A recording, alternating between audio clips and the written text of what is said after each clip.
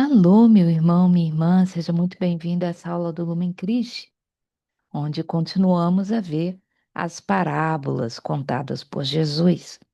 Já vimos as parábolas exclusivamente contadas no Evangelho de São Marcos, depois as exclusivas do Evangelho de Mateus e as exclusivas do Evangelho de São Lucas. Agora estamos vendo as parábolas que ocorrem tanto no Evangelho de Mateus quanto no Evangelho de Lucas.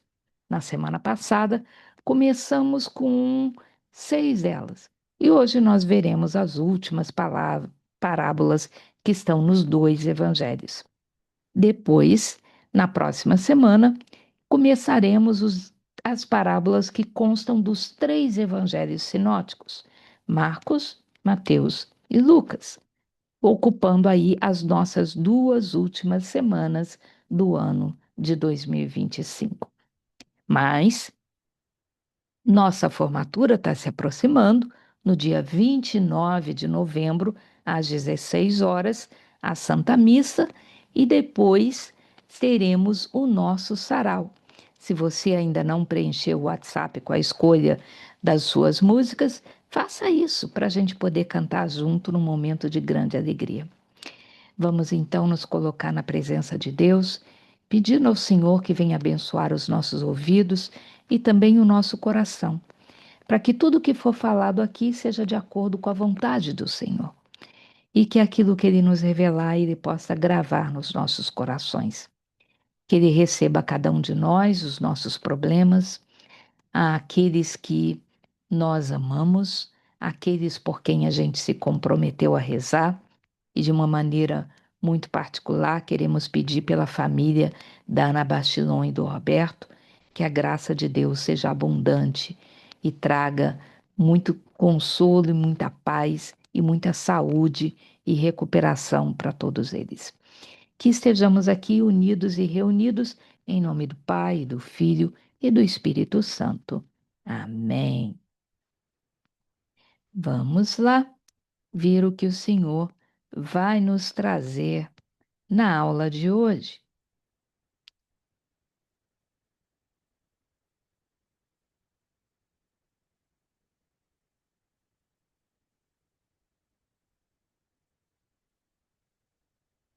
Ok. As parábolas comuns ao Evangelho de Mateus e de São Lucas são 9. Na semana passada, nós vimos os 2 adversários, as 2 casas, as crianças na praça, o fermento, a ovelha perdida, os convidados para bodas, e hoje nós veremos o ladrão, o servo bom e o servo mau, e os talentos, para fecharmos então esse módulo de parábolas que estão nos 2 evangelhos. Muito bem. A parábola do ladrão, ela aparece no capítulo 24 do Evangelho de Mateus e no capítulo 12 do Evangelho de Lucas. O teor, as palavras são muito parecidas. E são muito parecidas também com várias outras palavras, parábolas de Jesus, falando sobre o final dos tempos. Dá a impressão que Jesus está repetindo a mesma coisa. E, na verdade, ele está. Não se esqueça que Jesus, na verdade, pregava o evangelho indo de vila em vila, de cidade em cidade. Ele, às vezes, queria transmitir a mesma mensagem, mas o povo era diferente. Ele tanto podia usar a mesma parábola, como mudar uma coisinha ou outra, mas preservando a mensagem final. Então é por isso que a gente tem parábolas com a mensagem tão igual. Mas lembrem-se, é a mesma mensagem, mas para povo diferente. Em Mateus 24, então, Jesus vai dizer: Vigiai, pois, porque não sabeis a hora em que virá o Senhor. Sabei que se o pai de família soubesse em que hora da noite viria o ladrão, vigiaria e não deixaria arrombar sua casa. Por isso estai também vós preparados, porque o Filho do Homem virá numa hora em que menos pensardes. No Evangelho de Lucas, essa parábola é um pouco mais curta, mas a mensagem é a mesma. Sabei, porém, isso: se o Senhor soubesse a que hora viria o ladrão, vigiaria sem dúvida e não deixaria forçar a casa. Estai, pois, preparados, porque a hora em que não pensais, virá o Filho do Homem. Palavras diferentes, bem parecidas, mas a mensagem é a mesma. É mais uma parábola sobre o final dos tempos. E mais uma vez, Jesus quer reforçar o quê? Que nós precisamos estar preparados. Não sabemos quando será a nossa hora. Nenhum de nós sabe se estará vivo amanhã. O final dos tempos, para nós, pode vir mais rápido do que a gente pensa. Nós precisamos, então, viver cada dia da nossa vida pensando que se o Senhor viesse nos buscar nesse dia, nossa alma estaria em paz. Nós estaríamos tranquilamente prontos para sermos levados pelo Senhor. Porque às vezes muitos de nós pensam, eu tenho o resto da vida para me converter. Eu tenho muito tempo para me santificar. E talvez não tenhamos. Então, toda vez que a gente deixa de nos preparar, deixa de estar de prontidão para quando vir o Senhor, nós estamos correndo o risco do noivo chegar e nos encontrar virgens imprudentes, sem óleo nas nossas lâmpadas, que seremos deixados do lado de fora, porque não estávamos prontos para o receber. E é claro que, às vezes, a gente pensa assim: seria mais fácil se Deus já deixasse claro quando é que ele viria nos buscar. Meu irmão, minha irmã, se uma pessoa vivesse a vida já sabendo o exato momento em que ela iria morrer, ela viveria todo o resto dos seus dias na angústia e esperando aquele dia. Então, é um presente para Deus que nós não saibamos quando será. Porque isso faz a gente viver cada dia preparados, mas não angustiados. Porque sabemos que pode ser naquele dia, também não pode ser. Nossos avós tinham uma boa prática, que hoje em dia já não é tão comum. Era bem costume, na época deles, a cada dia, a oração da noite, a pessoa dizer para Deus: Senhor, pode ser que nesse dia eu não tenha sido perfeito. E fazer um exame de consciência. Eu deixei de fazer isso, eu deixei de fazer aquilo, ou eu fiz isso que eu sei que não devia ter feito. Eu te peço perdão, Senhor, que amanhã eu possa ser uma pessoa melhor do que eu fui hoje. Essa pessoa que a cada dia está fazendo o seu exame de consciência, pedindo perdão a Deus, procurando identificar o que tem necessidade de mudar, ela está sempre preparada. Ela nunca acumula o lixo do pecado de um dia com o pecado de um outro. Olha só que benção. Quem sabe também nós não deveríamos recuperar a prática dos nossos avós, de procurar evitar, levar para o dia seguinte o mal que nós cometemos hoje. Confia nas mãos do Senhor. Deixa Ele te livrar, deixa Ele te purificar. Viva cada dia como se fosse o dia do seu encontro com o Senhor. Nós estamos para começar o período do advento. E o período do advento exatamente quer nos preparar, não para a vinda de Jesus em Belém como um bebezinho. Ele não vai voltar mais como um bebê. Nós, a cada Natal, recordamos a vinda que já aconteceu.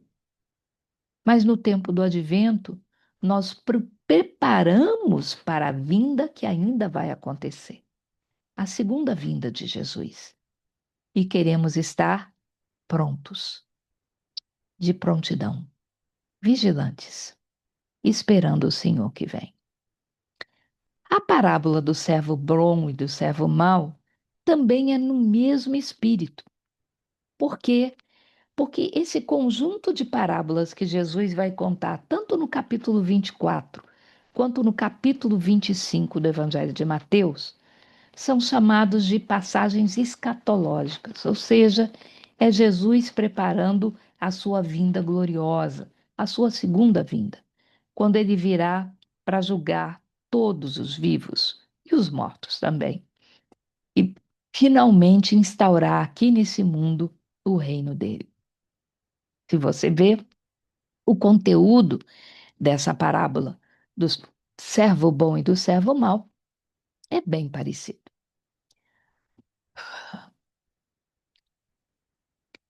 Quem é, pois, o servo fiel e prudente, que o Senhor constituiu sobre os de sua família, para dar-lhes o alimento no momento oportuno? Bem-aventurado aquele servo a quem o Senhor, seu Senhor, na sua volta, encontrar procedendo assim. Em verdade vos digo, ele o estabelecerá sobre todos os seus bens. Mas se é um mau servo que imagina consigo, meu senhor tarda a vir, e se põe a bater nos seus companheiros e a comer e a beber com os ébrios, o senhor desse servo virá no dia em que ele não o espera e na hora em que ele não sabe, e o despedirá e o mandará ao destino dos hipócritas.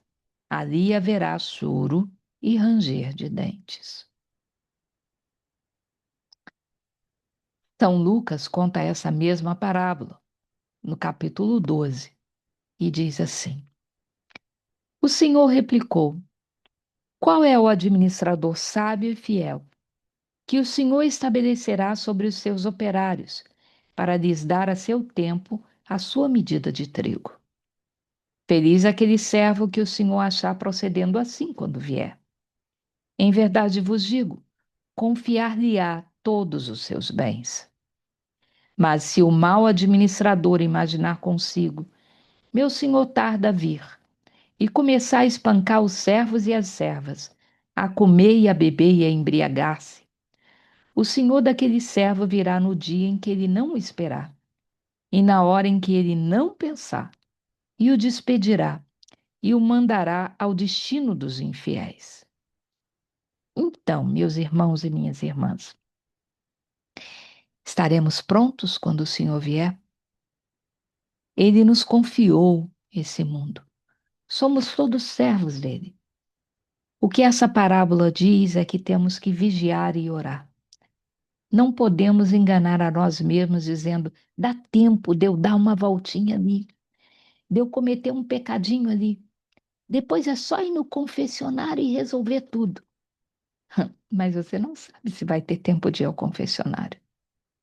E se você for ao confessionário, além do pecado que você precisa confessar porque cometeu, você tem ainda um segundo pecado, o de achar que podia manipular Deus. Pura e simplesmente fazendo o que te dá na telha e depois resolvendo as coisas como se Deus fosse boboca. E Deus não é. Então, tome muito cuidado, porque se você tem esse tipo de comportamento, eu posso garantir que Deus vem te buscar exatamente antes de você chegar lá no seu concessionário.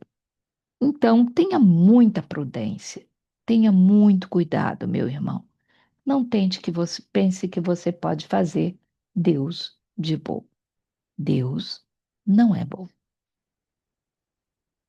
Última parábola comum aos evangelhos de Mateus e de Lucas, uma das minhas favoritas, é a parábola dos talentos.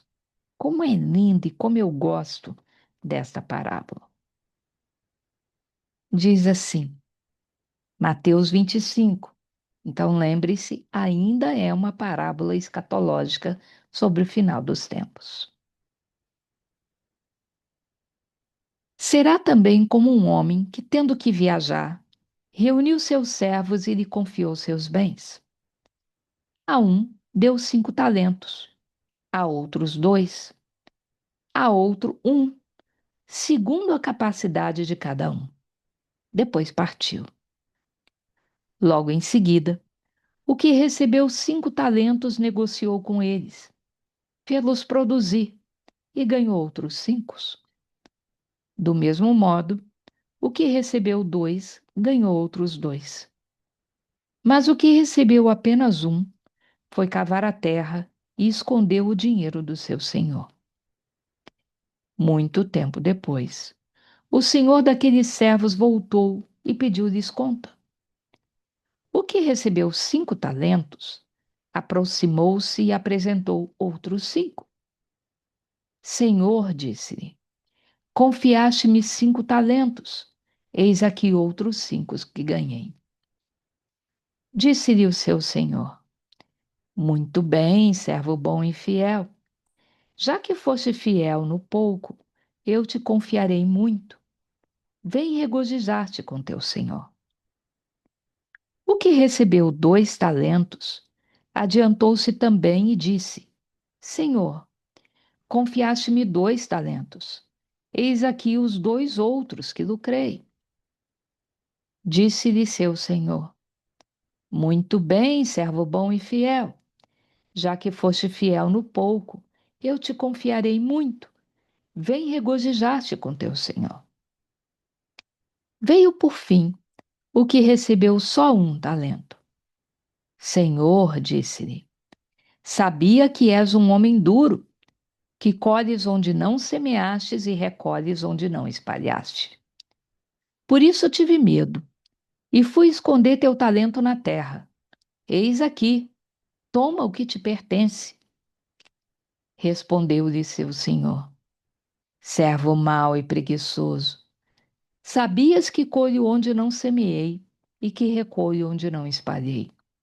Devias, pois, levar meu dinheiro ao banco, e à minha volta eu receberia com os juros o que é meu.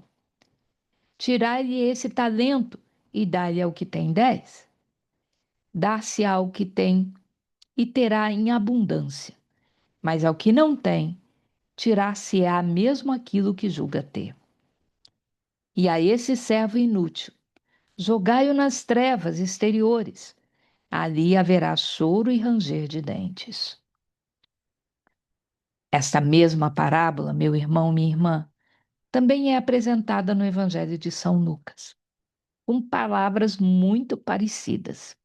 Diz assim o Senhor: um homem ilustre foi para um país distante, a fim de ser investido da realeza e depois regressar.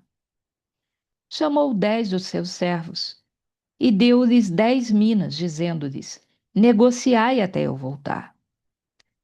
Mas os homens daquela região o odiavam e enviaram atrás dele embaixadores para protestarem: não queremos que ele reine sobre nós. Quando investido de dignidade real voltou, mandou chamar os servos a quem confiara o dinheiro, a fim de saber quanto cada um tinha lucrado. Veio o primeiro e disse: Senhor, a tua mina rendeu 10 outras minas. Ele lhe disse: muito bem, servo bom, porque foste fiel nas coisas pequenas, receberás o governo de 10 cidades.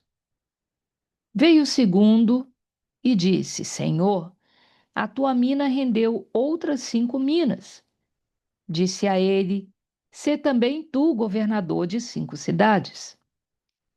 Veio também um outro e disse: Senhor, aqui tens a tua mina, que guardei embrulhada num lenço, pois tive medo de ti, por seres homem rigoroso, que tiras o que não puseste e ceifas o que não semeaste. Replicou-lhe ele: servo mau, pelas tuas palavras te julgo. Sabias que sou rigoroso, que tiro o que não depositei e ceifo o que não semeei. Por que, pois, não puseste o meu dinheiro num banco? Na minha volta, eu o teria retirado com juros. E disse aos que estavam presentes: tirai-lhe a mina e dai ao que tem 10 minas. Replicaram: Senhor, este já tem 10 minas. Eu vos declaro: a todo aquele que tiver, dar-se-lhe-á mais. Mas ao que não tiver, ser-lhe-á tirado até o que tem. Quanto aos que me odeiam e que não me quiseram por ser um rei, trazei-os e massacrai-os na minha presença. Geralmente, a parábola, a versão de Mateus, é escolhida em relação à versão de Lucas, que parece ainda ser mais dura e ah, muito confusa, porque eram 10 servos ao invés dos três. E, no entanto, só se cita a recompensa de três. Então, por isso, a versão de Mateus fica mais fácil de ser escolhida. E essa versão é uma das parábolas mais bonitas que Jesus conta. Ora, o senhor que tendo que viajar, ou tendo que ir para um país distante para receber a realeza, é o próprio Jesus, que tem que voltar ao Pai para receber o trono que lhe é merecido por causa de tudo aquilo que ele fez enquanto esteve no meio de nós. Mas diz aqui que ele reúne os seus servos e distribui a sua graça, os seus talentos. Todos nós recebemos talentos. E cada um recebe talentos de acordo com a sua capacidade. Então, recebe 5 talentos aquele que foi capaz de multiplicar outros 5. Recebe 2 talentos aquele que foi capaz de multiplicar outros 2. Recebe 1 talento aquele que pode multiplicar pelo menos 1. Deus não dá 5 talentos àquele que multiplicou 2, dá 2. Do outro lado, Deus não dá 2 àquele que podia multiplicar 5, dá 5. Deus não dá 5 àquele que só podia multiplicar 1, dá 1. Deus nos conhece. Ele não nos pede nada que a gente não tenha capacidade de fazer. Então, se Deus te escolhe para uma missão, você pode ter a plena certeza de que você é mais do que competente para fazer aquela missão. Porque às vezes a gente usa como desculpa: quem sou eu, pobre de mim? Tem gente mais capaz e mais santo do que eu, para fugir da obra de Deus. Mas essa conversa mole não cola para Deus, porque Ele conhece a cada um de nós e sabe exatamente o que a gente tem condição de multiplicar. O que recebeu 5 talentos, multiplicou exatamente 5. Não multiplicou 2, não multiplicou 1. O que recebeu 2 talentos, multiplicou exatamente 2 talentos. Não multiplicou 5, não multiplicou 1, multiplicou 2. O que recebeu 1 talento, podia ter multiplicado pelo menos 1. Mas ele foi um servo mau. Ao invés de usar a graça de Deus que lhe foi confiada, ele se omitiu no serviço. E ainda usou, na verdade, o fato de que Deus é um homem severo e poderoso como desculpa para não ter feito nada. Ora, meus irmãos, isso não serve. Um dia todos nós vamos prestar contas a Deus dos talentos que ele nos confiou. Talento era uma moeda na época de Jesus, era dinheiro. Mas por causa dessa parábola, hoje nós usamos a palavra talento como sinônimo de nossas capacidades humanas. Uns têm talento para cantar, outros têm talento para liderar, outros têm talento para escrever, outros têm talento para cozinhar, outros têm talento para medicina, outros têm talento para engenharia. São aptidões naturais que Deus nos concede. Para quê? Para fazer desse mundo um mundo melhor, para fazer da vida daqueles que vivem ao nosso redor uma vida melhor. Nós podemos usar esses talentos, essas qualidades, essas graças concedidas por Deus para fazer quem nos cerca ser feliz ou infeliz. E vamos prestar contas do uso que nós fizemos daquilo que recebemos de Deus. E já dissemos isso, Deus nos dá a cada um segundo a nossa capacidade. Então temos que confiar em Deus. Quem não utiliza o talento recebido para fazer o bem para o próximo, um dia será cobrado, porque não multiplicou o talento de Deus. Ora, nenhum de nós quer receber de Deus uma bronca a esse respeito. E sabe uma coisa que me impressiona muito nessa parábola? Olha só, o que recebeu 5 talentos, ouviu o que do Senhor quando apresentou os talentos? Ouviu, ah, muito bem, servo bom e fiel. Já que foste fiel no pouco, eu te confiarei muito.